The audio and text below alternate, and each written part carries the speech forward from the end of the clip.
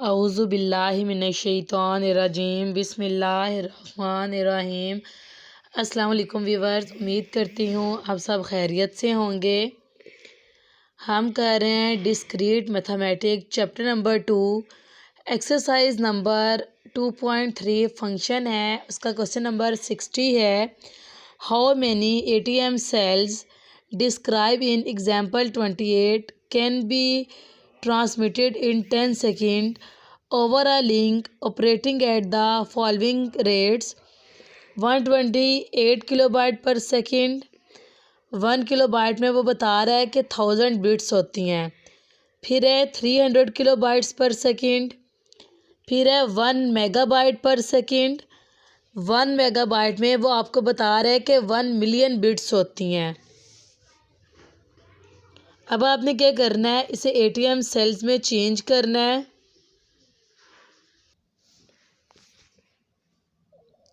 सबसे पहले देखें, सीलिंग फंक्शन की डेफिनेशन भी वही आएगी, फ्लोर की भी वही आएगी। एक बाइट में जो है वो 8 बिट होते हैं, यानी कि 8 बिट मिलके 1 बाइट बनाते हैं, ठीक है। और ATM सेल में 53 बाइट्स होती हैं, ठीक है। 53 बाइट्स होती हैं और एक बाइट में 8 बिट्स होते हैं। तो हम बिट्स में चेंज करने के लिए क्या करेंगे, 53 को 8 से मल्टीप्लाई करेंगे तो ये चीज़ जो है हमारे पास बिट्स में चेंज हो जाएगी। अब क्वेश्चन देखें। अब यहाँ पे देखें, वो कह रहे हैं 128 किलोबाइट्स पर सेकेंड, ठीक है। अब ये देखें, 1 किलोबाइट में जो है वो 1000 बिट्स होती हैं। आपने 128 किलो बिट्स पर सेकेंड निकालना है, ठीक है। तो 128 को हम क्या करेंगे, 1000 से मल्टीप्लाई कर देंगे तो आपके पास आ जाएगा 128,000 बिट पर सेकेंड, ठीक है। 10 सेकेंड के लिए आपने निकालना है, 10 सेकेंड से मल्टीप्लाई किया तो आपके पास आ गया 1280, यानी कि 1,280,000 आ जाएगा आपके पास। अब ATM सेल में चेंज करना है। ATM सेल मैंने आपको अभी बताया है कि ATM सेल में 53 जो हैं वो बाइट्स होती हैं। फंक्शन हमारे पास बिट में है तो बाइट्स को भी जो है वो हम बिट में चेंज करेंगे, ठीक है। इस बाइट को भी बिट में चेंज करेंगे। हमने बिट्स में चेंज करने के लिए 8 से मल्टीप्लाई किया। मैंने आपको पीछे भी बताया कि 1 बाइट में 8 बिट्स होती हैं, तो 53 बाइट्स हैं। इसे बिट्स में चेंज करने के लिए 8 से मल्टीप्लाई करें, 424 आ जाता है।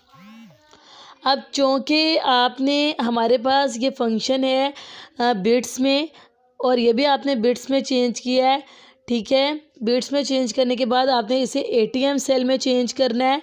तो हम क्या करेंगे, इसे डिवाइड कर देंगे। ATM सेल बड़े होते हैं, जब हम छोटी चीज़ से बड़ी चीज़ में चेंज करते हैं तो हम डिवाइड कर देते हैं। जब बड़ी से छोटी में चेंज करते हैं फिर हम मल्टीप्लाई करते हैं।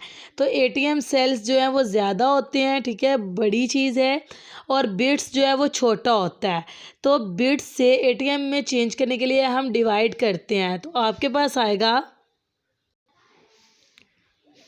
यहाँ पे इसको डिवाइड किया 424 से, ये जो बिट्स हमारे पास आई थी इसकी सिंप्लीफिकेशन करें, ये आ जाता है, ठीक है। उसके बाद 160,000 को डिवाइड करें 53 पे, आपके पास ये चीज़ आ जाएगी। 3018 का अगर आप फ्लोर फंक्शन निकालते हैं तो आपके पास 3018 आ जाएगा, ठीक है। और यहीं तक ये क्वेश्चन था। इसके बाद नेक्स्ट क्वेश्चन देखते हैं, इसका नेक्स्ट पार्ट क्या है।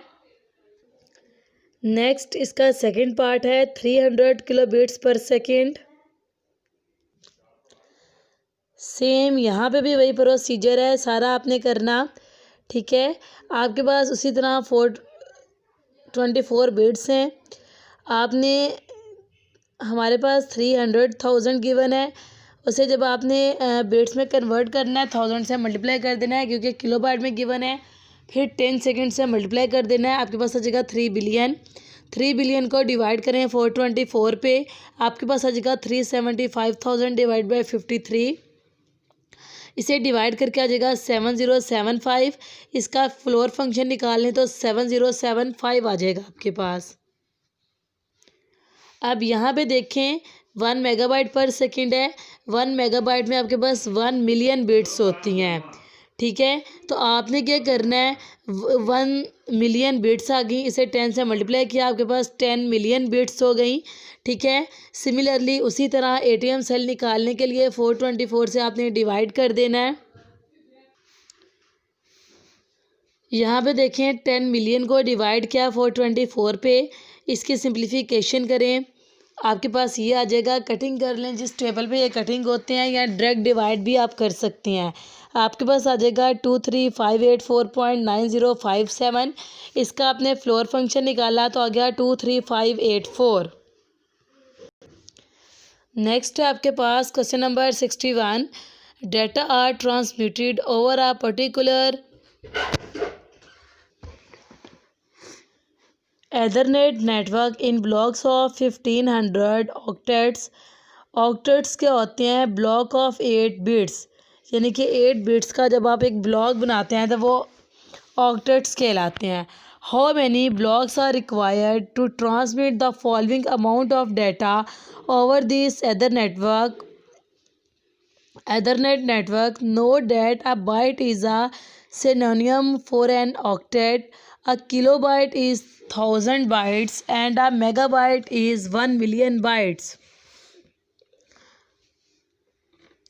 अब है आपने निकालना 150 kilobyte of data, 384 kilobyte of data, 1.544 megabyte of data, 45.3 megabyte of data. अब यहाँ पे देखें 150 किलोबाइट ऑफ डाटा गिवन है। 1 किलोबाइट में 1000 आपके पास बाइट्स होती हैं, ठीक है। 150 में आपने देखनी है किलोबाइट को बाइट्स में चेंज करना है। तो 150 को हम 1000 से मल्टीप्लाई कर देंगे तो 150,000 बाइट्स आ जाएगा, ऑक्टेट आ जाएगा। अब आ ब्लॉक कंसिस्ट ऑफ 1500 ऑक्टेट, ठीक है।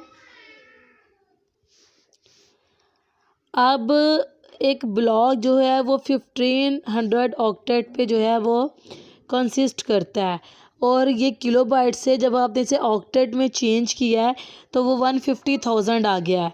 अब आपने सीलिंग फंक्शन निकालने के लिए 150,000 को डिवाइड करना है 1500 पे।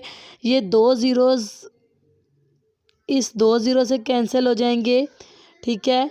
और 15 1 आ जाएगा तो 100 आ जाएगा। 100 इज़ अ कंप्लीट इंटीजर। आप इसका सीलिंग फंक्शन निकालें, फ्लोर फंक्शन निकालें, 100 ही आ जाएगा। अब आपने नोट किया है we rounded up because the remaining bytes that did not belong to a block of 1500 octet will from there on block. तो इसका आंसर आपके पास 100 आ जाएगा।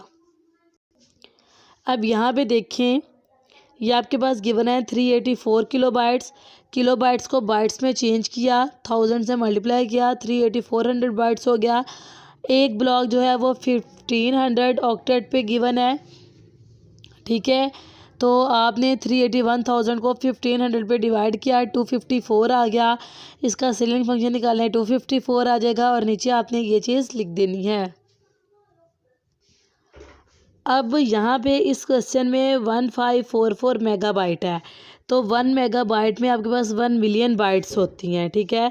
तो आपने इसे ऑक्टेट्स में चेंज करने के लिए, बाइट्स में चेंज करने के लिए 1 मिलियन से मल्टीप्लाई किया। 1544 को 1 मिलियन से मल्टीप्लाई करें तो आपके पास हो जाएगा 1,544,000।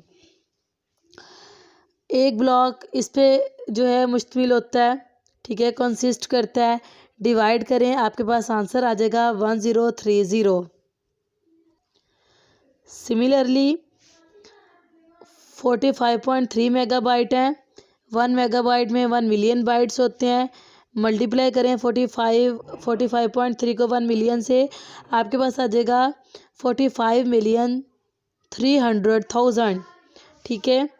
और 1500 ऑक्टेट्स होते हैं, डिवाइड किया, आपके पास आंसर आ गया 30200।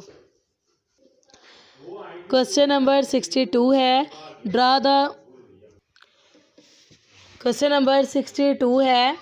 Draw the graph of the function f of n equivalent to 1 - n² from z to z। अब एक चीज़ आपने माइंड में रखनी है, जो जी फंक्शन है होल नंबर है, यानी कि इसमें नेगेटिव नंबर्स भी होते हैं, इसमें पॉजिटिव नंबर्स भी होते हैं, ठीक है। और जो क्वेश्चन नंबर 63 है, 64 है, 65 है, इसमें आर टू आर फंक्शन है और रियल नंबर्स होते हैं, यानी कि नॉन नेगेटिव नंबर्स आपके पास आएंगे।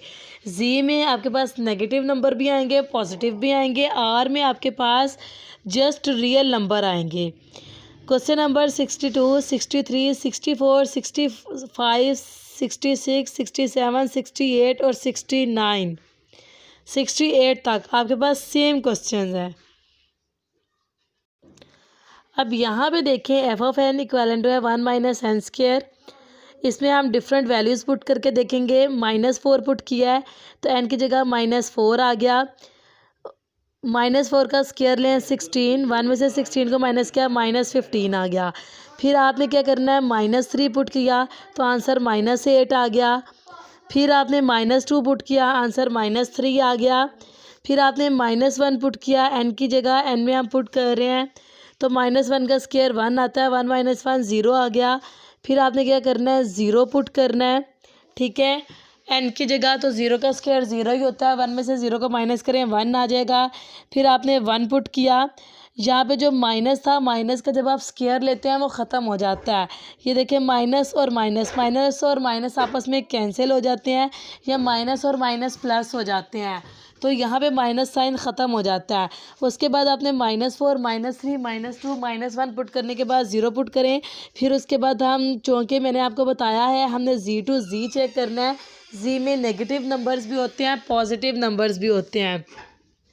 उसके बाद पहले नेगेटिव नंबर्स पुट किए, फिर पॉजिटिव पुट किए, 1 पुट किया, 0 आंसर आ गया। फिर आपने 2 पुट किया तो -3 आंसर आ गया। फिर आपने 3 पुट किया तो -8 आंसर आ गया। 4 पुट किया तो -15 आंसर आ गया। यानी कि यहाँ पे आपने एक चीज़ नोट की कि इस पे ये देखें पॉजिटिव आंसर भी आएंगे और नेगेटिव आंसर भी आएंगे। आप पॉजिटिव वैल्यूज़ पुट करें तब भी, आप नेगेटिव वैल्यूज़ पुट करें तब भी, यानी कि ये पॉजिटिव और नेगेटिव दोनों का रिलेशन है, ठीक है।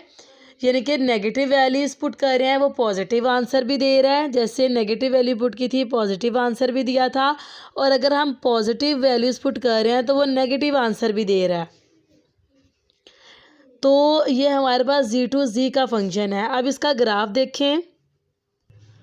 अब यहाँ पे पॉइंट देखें, आपने x की वैल्यू -4 पुट किया, आंसर -15 आया। -3 पुट किया, आंसर -8 आया। -2 पुट किया, आंसर -3 आया। -1 पुट पे आंसर 0 आया। 0 पुट किया, आंसर 1 आया। 1 पुट किया, 0 आया। 2 पुट किया, -3 आया। 3 पुट किया, -8 आया। 4 पुट किया, -15 आया है। ये आपके पास पॉइंट्स आए हैं, यानी कि x की वैल्यू ये है जो हमने पुट किया और y की वैल्यू वो है जो उसने हमें आंसर दिया है। तो अब ग्राफ किस तरह बनेगा, आपने इन पॉइंट्स को देख के ग्राफ बनाना है। अब सबसे पहले हमने -4 पुट किया था, आंसर -15 आया था। ये आपके पास यहाँ पे x होता है, ठीक है। यहाँ पे x की नेगेटिव वैल्यूज़ होती हैं, ये y होता है, और यहाँ पे आपके पास y की जो है इस पे नेगेटिव वैल्यूज़ होती हैं, ठीक है।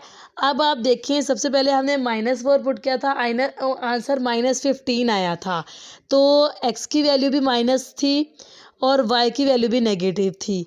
यहाँ पे आपने डिस्टेंस ले लेना है 2, 2, 4, 6, 8, 10, 12, सिमिलरली -2, -4, -6, -8, फिर यहाँ पे भी -2, -4, -6, -8, -10, -12, -14। आप 1, 1 का डिस्टेंस भी ले सकते हैं, 2, 2 का भी ले सकते हैं। इस तरह ऊपर भी आपने ले लेना है -2, -4, सो ऑन, जिस तरह आप आगे लेते जाएँ तो आपके पास आ जाएगा। अब x की वैल्यू भी -4 थी जो सबसे पहले पुट की थी, y की वैल्यू भी -15 थी। अब आपने देखना है x की वैल्यू -4 यहाँ आ रही है और y की वैल्यू -15 यहाँ आ रही है। आपने इस लाइन को मिलाना है, जहाँ पे पॉइंट मिल जाएगा वो पॉइंट आपने ले लेना है, ठीक है।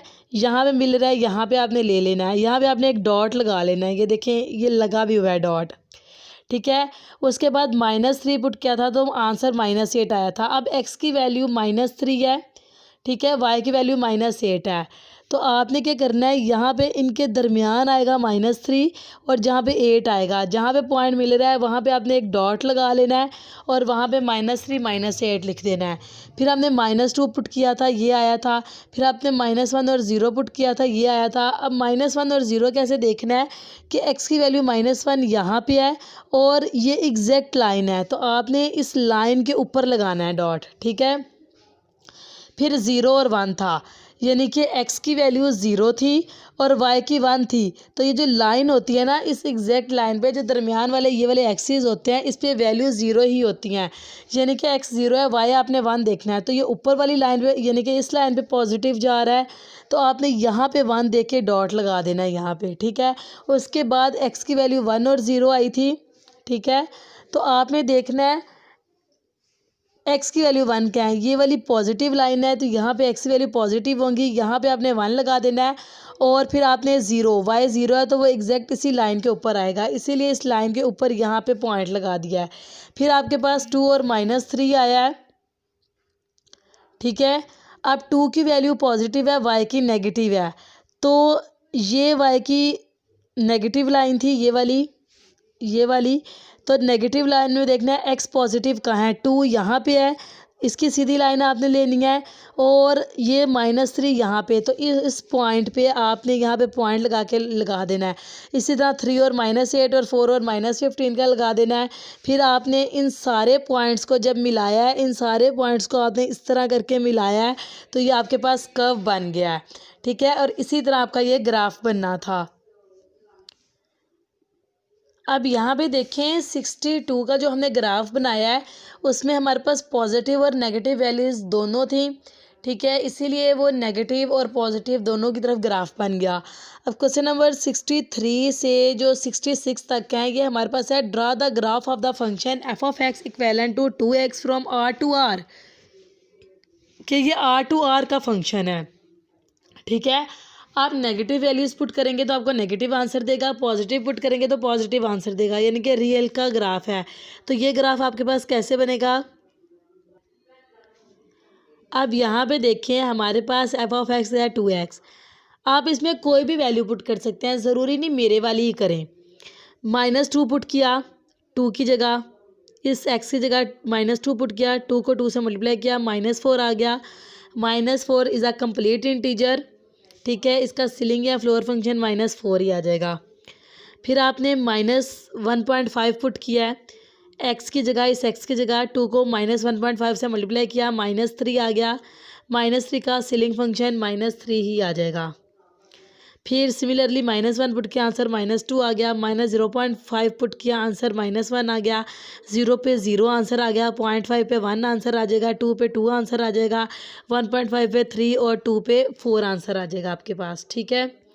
तो आपके पास पॉइंट आ गया -2 -4 -1.5 -3 -1 -2 -0.5 -1, एक्स की वैल्यू 0 और 0, ये 0.5 और 1, यानी कि ये इस तरह आपके पास पॉइंट्स आ जाएंगे कि एक्स की वैल्यू आपके पास ये आई है और वाई की वैल्यू आपके पास ये आ गई है, या f(x) आपके पास ये आ गया है। वैसे तो हम कहते हैं कि f(x) को हम y लेट कर लेते हैं, ठीक है, इसे हम इक्विवेलेंट टू y कह देते हैं। सो इसीलिए हम जो वैल्यू पुट करते हैं उसे x की लेते हैं और जो आंसर आता है उसे y की लेते हैं। अब यहाँ पे देखें ये आपके पास पॉइंट्स आ गए हैं। अब इन पॉइंट्स को आपने ग्राफ पे बनाना है, ठीक है।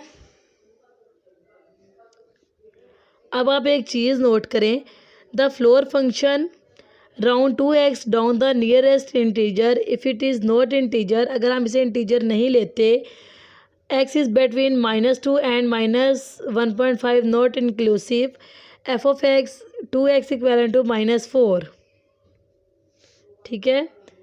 सिमिलरली फॉर अदर इंटरवल के दूसरी वैल्यूज़ पे भी अगर आप पुट करते हो तो आंसर आपके पास सेम आता है। अब ग्राफ देखें, अब यहाँ पे देखें, अगर आप एक चीज़ नोट करें, यहाँ से डिस्टेंस देखें 0 से 0.5 का, ठीक है, तो 0.5 है, 0.5 से 1 है, 1 से 1.5 पुट किया है, 1.5 से 2 पुट किया है, ठीक है। इस चीज़ से हमने ग्राफ बनाना है। अगर आप देखते हैं -1 से 1.5 है, 1.5 से 2 है, तो ग्राफ इसका कैसे बनेगा। अब यहाँ पे देखें, आपने यहाँ पे लाइन लगा देनी है 0 से 0.5, फिर 0.5 से 1, दोनों पॉजिटिव वैल्यूज़ पुट किया है तो आंसर पॉजिटिव दे रहा है, इसलिए हम ये लाइन लगाएंगे। फिर 1 से 1.5 के दरमियान जब आपने पुट किया है तो वो 2 आंसर दे रहा है, ठीक है। फिर 1.5 से 2 के दरमियान अगर आप वैल्यूज़ पुट करते हैं वो आपको 3 आंसर दे रहा है, ठीक है। फिर अगर आप 2.5 से 3 के दरमियान वैल्यूज़ पुट करते हैं तो वो आपको 4 आंसर दे रहा है। अगर आप आंसर्स में देखें, ठीक है, तो यानी कि ये एक्स एक्सिस पे हम वैल्यूज़ पुट कर रहे हैं, ये मैंने आपको बताया कि एक्स एक्सिस होते हैं, ये एक्स नेगेटिव होते हैं, ये वाई होता है और ये वाई नेगेटिव होता है। तो जब हम 0 से 0.5 के दरमियान वैल्यू पुट कर रहे हैं वो हमें 0 ही आंसर दे रहा है। जब 0.5 से 1 के दरमियान कोई भी वैल्यू पुट करेंगे, उसका सीलिंग और फ्लोर फंक्शन निकालेंगे, वो हमें 1 आंसर देगा। सो एक्स की वैल्यू हमारे से 0.5 से 1 के दरमियान हो तो आंसर 1 आता है, यानी कि वाई की वैल्यू आती है, ठीक है। अब हम 1 से 1.5 के दरमियान जब कोई भी वैल्यू पुट करते हैं, अगर यानी कि 1.5 आप पुट कर रहे हैं, 1.3 पुट कर रहे हैं, 2.6 आंसर देगा। तो 2.6 अगर आप फ्लोर फंक्शन देखें तो वो 2 आता है, यानी कि आपने आंसर देखने हैं। तो 1 से 1.65 की जब वैल्यूज़ पुट की उसने 2 आंसर दिया तो हम 2 पे लाइन लगा देंगे। फिर 2 से 2.5 के दरमियान जब आप कोई वैल्यू पुट करेंगे हमें 3 आंसर देगा, तो आपने इसे 1.5 से 2 के दरमियान जब पुट किया आंसर 3 देगा, तो आपने ऊपर चले जाना है 3 के पास और यहाँ पे 3 वाली लाइन पे जो है वो डॉट लगा देना है कि 1.5 और 2 के दरमियान वैल्यू पुट करें तो 3 आंसर देता है। फिर सिमिलरली अगर आपके पास 2 से 2.5 के दरमियान कोई वैल्यू पुट करते हैं तो आंसर 4 देता है, तो आपने यहाँ पे 4 के ऊपर आ जाना है और यहाँ पे आपने ये वाली लाइन ड्रा कर देनी है। सिमिलरली आपने नीचे यहाँ पे नेगेटिव कॉलम पे देख लेना है, 0 से 0.5 के दरमियान पुट करें तो आंसर 1 देता है, 1 पे आपने लाइन लगा दी, ठीक है।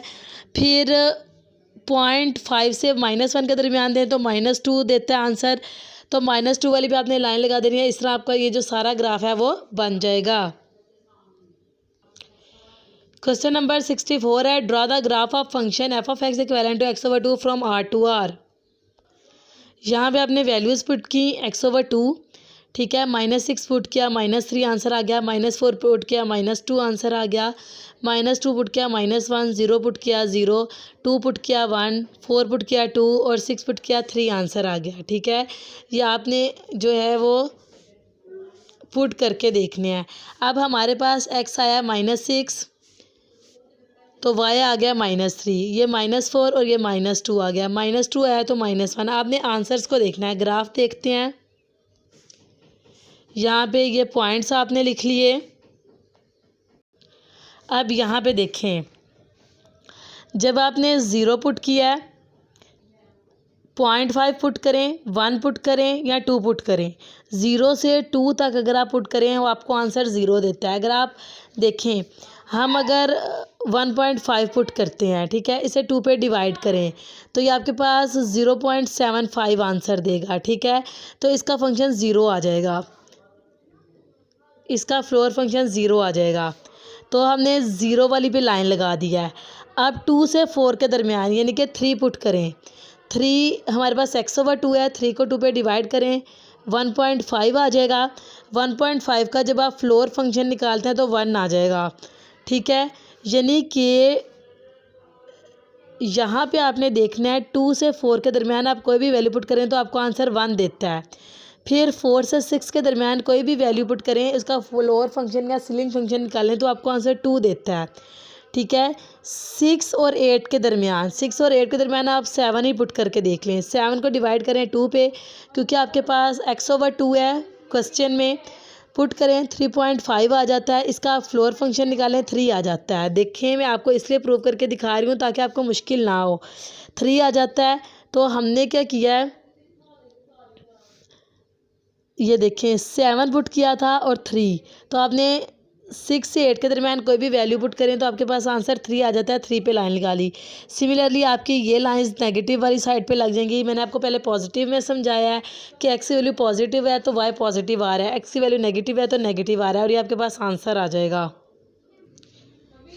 नेक्स्ट है question number 65, draw the graph of the function f of x given है x plus x over two from R to are.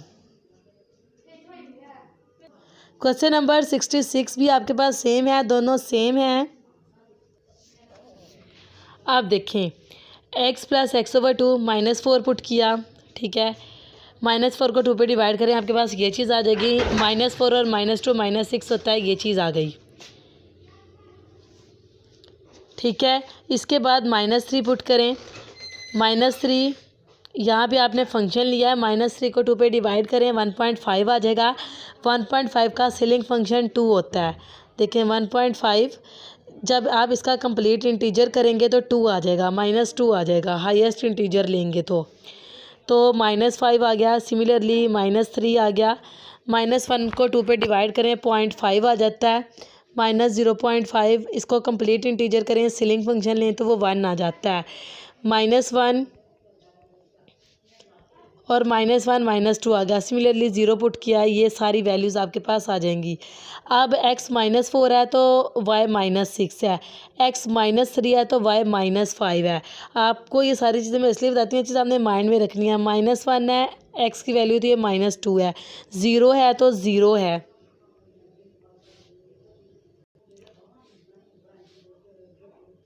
ये आपके पास आ गया।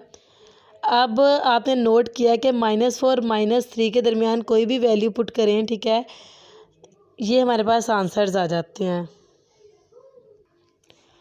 अब यहाँ पे आपने एक चीज़ नोट करनी है कि 0 और 1 के दरमियान कोई भी वैल्यू पुट करें तो वो आंसर 0 ही देगा, ठीक है। जब 1 और 2 के दरमियान कोई भी वैल्यू पुट करें वो आपको आंसर 1 देगा, ठीक है। आपने यहाँ पे जस्ट सीलिंग फंक्शन जेहन में नहीं रखना, फ्लोर फंक्शन भी जेहन में रखना है, ठीक है। आपके पास है x प्लस एक्स ओवर 2, यानी कि मैं आपको 1.5 ऐड करके दिखाती हूँ। 1.5 प्लस 1.5 को डिवाइड करें 2 पे तो आ जाएगा 1.5 प्लस 0.75, ठीक है। और ये आपके पास आ जाएगा जब आप इसे ऐड करेंगे 1.25। 1.25 का जब आप फ्लोर फंक्शन लेंगे 1 आ जाएगा। आपने सीलिंग फंक्शन और फ्लोर फंक्शन दोनों जेन में रखना है तो 1 आ जाएगा। अब यहाँ से 1 आएगा तो इट मीन्स जब हम 1 और 2 के से कोई भी वैल्यू पुट करते हैं वो 1 के दरमियान आंसर देता है। 2 और 3 की कोई भी वैल्यू पुट करेंगे वो आपको 3 के साथ आंसर देगा। 3 और 4 के दरमियान कोई भी वैल्यू पुट करेंगे तो आपको 4 का आंसर देगा, ठीक है।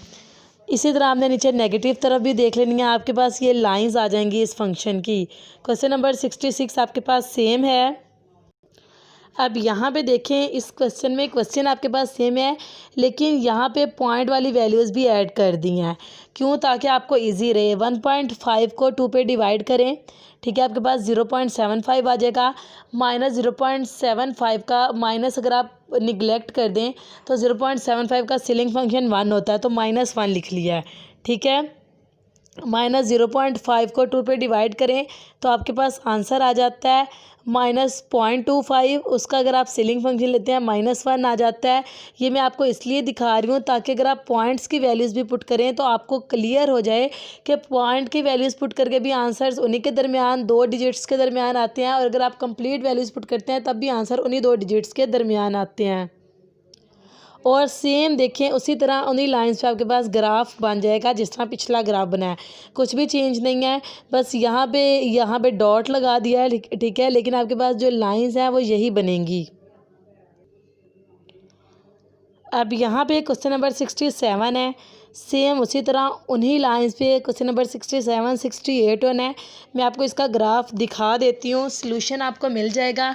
लेकिन जिस तरह हमने ऊपर वाले क्वेश्चन किए हैं सेम उसी तरह उन्हीं लाइंस पे ये क्वेश्चंस भी होंगे। अब यहाँ पे देखें x प्लस 1/2 में डिफरेंट वैल्यूज़ पुट करके आपने ये आंसर्स निकाल लेने हैं, ठीक है। आंसर निकालने के बाद इसी तरह आपने पॉइंट्स लिख लेने हैं, और फिर आप नोट करेंगे कि अगर आप -0.5 से 0.5 के दरमियान वैल्यूज़ पुट करते हैं तो आंसर 0 आता है। 0.5 से 1.5 के दरमियान पुट करते हैं तो आंसर 1 आता है, और 1.5 से 2.5 के दरमियान पुट करते हैं तो आंसर 2 आता है। इस तरह फिर आपने इसी लाइन पे बना लेने हैं ग्राफ। फिर 2.5 से 3.5 के दरमियान पुट करते हैं तो आंसर 3 आता है आपके पास। ये आपकी अपनी ऑब्जर्वेशन है, आपने चेक करना है कि आपके पास आंसर्स किन दो वैल्यूज़ के दरमियान आ रहे हैं और फिर उसी तरह आपने ग्राफ बना लेना है। अब यहाँ भी आप देख लें, अगला फंक्शन है 2x+1, इसमें वैल्यूज़ पुट की हैं। अब आपने जब ये वैल्यूज़ पुट करनी है, डिफरेंट वैल्यूज़ पुट की हैं, तो आपने सीलिंग और फ्लोर फंक्शन दोनों ज़हन में रखने हैं और फिर आप ज़रूरी नहीं यहाँ पे सीलिंग फंक्शन ही निकालें, फ्लोर फंक्शन निकाल के वैल्यूज़ देख लें और फिर ऑब्जर्वेशन के बाद इस चीज़ से इस तरह आपका ये ग्राफ बन जाएगा कि आप 0 से 0.5 के दरमियान वैल्यू पुट करें, आंसर 0 आता है। 0 से 0.5 के दरमियान पुट करें तो आंसर 1 आता है। 0.5 से 1 के दरमियान पुट करें तो आंसर 2 आता है। ठीक है, 1 से 1.5 के दरमियान पुट करें तो आंसर 3 आता है। सिमिलरली -1, -0.5 और -1 के दरमियान अगर वैल्यूज़ पुट करें तो आंसर -1 आता है। ठीक है, अगर आप -1 से -1.5 के दरमियान वैल्यूज़ पुट करें तो आंसर -2 आ जाता है। फिर आपने ये लाइन लगा लेनी है। अब x/3 है, सेम इसी तरह आपने निकाल लेनी है। यही वैल्यूज़ आपके पास आ गई हैं। ठीक है,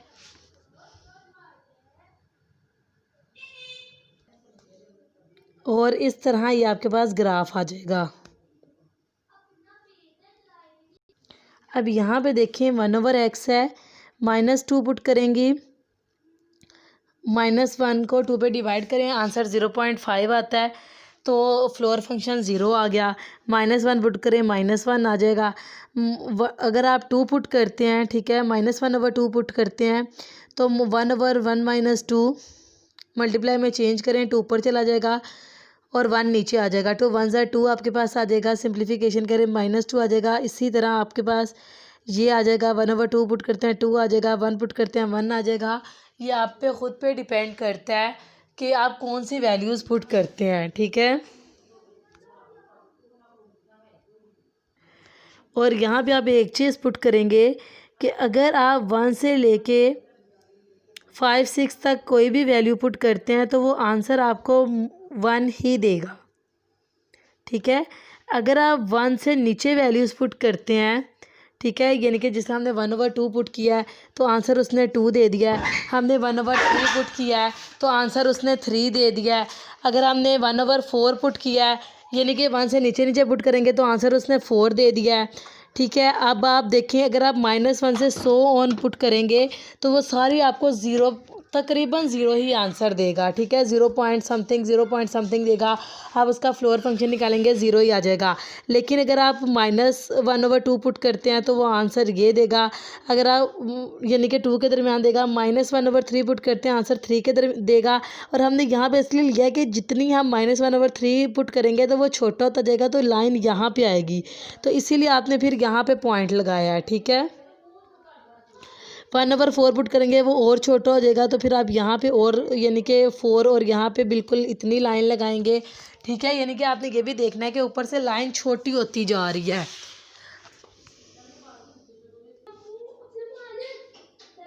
यहाँ पे अब आपके पास ये फंक्शन है, इसमें वैल्यूज़ पुट करते जाएं, सिंपली सिलिंगर फंक्शन लेते जाएंगे, सारे आपके पास पॉइंट्स आ जाएंगे। अब यहाँ पे ये चीज़ आपने नोट किया कि आप वैल्यूज़ पुट करते हैं तो आपके पास ये जो ग्राफ है वो बन जाएगा, x-2 + x+2 का। यहाँ पे आप देखें हमारे पास f(x) इक्विवेलेंट टू ये चीज़ है। ठीक है, आप वैल्यूज़ पुट करते जाएं, आपको इस तरह ये आंसर आते जाएंगे। इसने सारी सिंप्लीफिकेशन यहीं कर लिया है। ठीक है, यहाँ से अब आपने आंसर्स नोट करने हैं और यहाँ से अब ये आपके पास ग्राफ बन जाएगा। ठीक है, कि अगर आप -0.5 से लेके -2 तक कोई भी वैल्यू पुट करते हैं तो वो आंसर आपको 0 ही देता है। ठीक है, फिर आप 0.5 से 1 तक कोई वैल्यू पुट करते हैं वो आपको आंसर 1 देता है। ये चीज़ आपने डिफरेंट वैल्यूज़ मैंने आपको पुट करके ऊपर दिखाई हैं, अब आपने ख़ुद नोट करना है। फिर आप 1 से 1.5 तक की कोई भी वैल्यूज़ पुट करते हैं तो वो आंसर 2 देता है, तो यहाँ पे आपने ये वाली लाइन लगा देनी है। फिर आप 1.5 से 2 के दरमियान कोई भी वैल्यू पुट करते हैं, आंसर 3 देता है, तो आपने यहाँ पे ये वाली लाइन लगा देनी है। ठीक है, 3 के सामने सिमिलरली यहाँ पे ऊपर पॉइंट है -2 पुट करें तो आंसर एग्जैक्ट 4 देता है।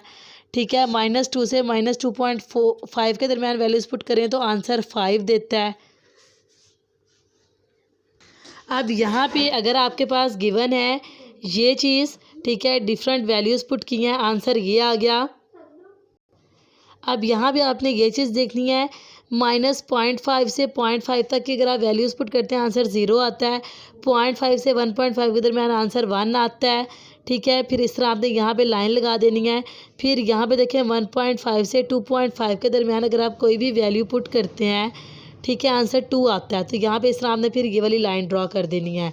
फिर 2.5 से 3.5 के दरमियान कोई भी वैल्यू पुट करें आंसर 3 आता है। तो यहाँ पे फिर आपने 3 तक ये लाइंस ड्रॉ करके जस्ट ये लाइन ड्रॉ कर देनी है।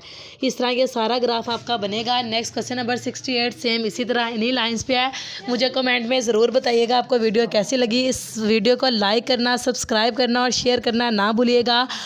आपके कमेंट ही मुझे बताते हैं कि आपको वीडियो कैसी लगी। सो एक दफ़ा प्लीज़ अच्छे कमेंट करिए। एक दफ़ा अपने सोशल मीडिया पे इस वीडियो को ज़रूर शेयर करें ताकि हर उस स्टूडेंट तक ये वीडियो पहुंच सके जिनके लिए चैनल स्टार्ट किया गया है। अपनी दुआओं में याद रखिएगा। अल्लाह हाफिज़।